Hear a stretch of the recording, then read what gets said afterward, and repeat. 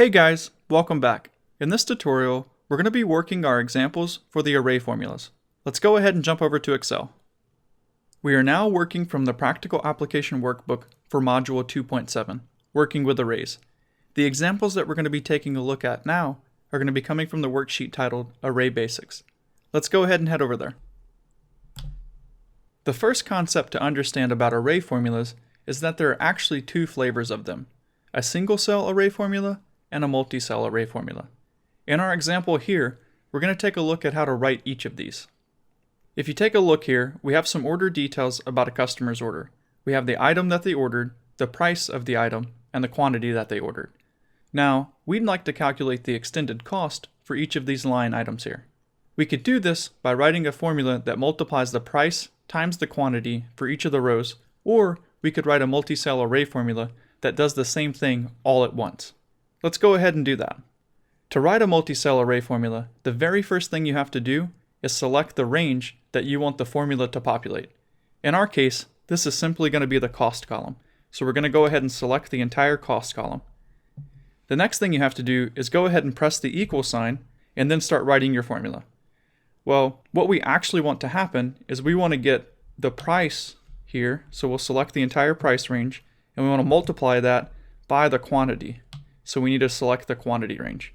And if you actually evaluate this, so I'm going to highlight this and press F9, you're going to see that we basically get an array that shows the results of each of those multiplications. And if you look, this array is actually the same size as the range that we selected, and it's going to be a vertical range because each of these values is separated by a semicolon. So I'm going to undo that evaluation with Control Z. Now, we've selected the price column, we multiplied it times the quantity column, and we had selected our entire cost range ahead of time.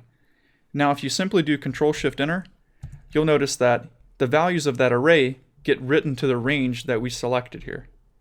Now, since we wrote a single formula to populate all of these rows, this is often referred to as a multi-cell array formula. Let's go ahead and take a look at a single-cell array formula now. So at the bottom of our order here, you see that we have a line to display the order total. We could simply sum up the values we calculated in the cost column. But what if we didn't have the cost column? Well, that's where our single cell array formula could come in handy. Basically, we could perform our array calculation and wrap it inside of a sum function. If you think about it, we'd be returning an array of the results. Then we'd be summing up those results to return a single value for our order total. Let's go ahead and write that formula out. So if we come down here and we click in and then we do equals, and we're going to do a sum.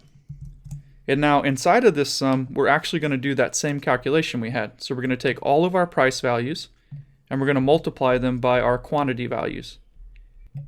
And now if we press Control-Shift-Enter and expand this column out a little, you'll see that we actually get the order total. And if you just want to check it, you can actually highlight the cost here and look down at the status bar, and you'll see that the sum here matches the order total that we calculated. Now let's step back and think about why each of these is working. If you remember when we evaluated our calculation, we basically got a new array that showed the values of each of those individual multiplications. When we entered the multi-cell array formula, we told Excel that we wanted it to write the results of that array to the range we selected. And since the range we selected was the same size as the array, it just wrote the values one by one to our range.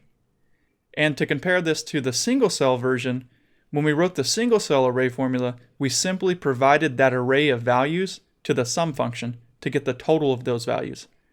That is, we aggregated the values into a single value and displayed it in a single cell, hence the name of single cell array formula. Well, that's it for this example. In our next tutorial, we'll use the formulas we wrote here to review the rules associated with array formulas. See you soon!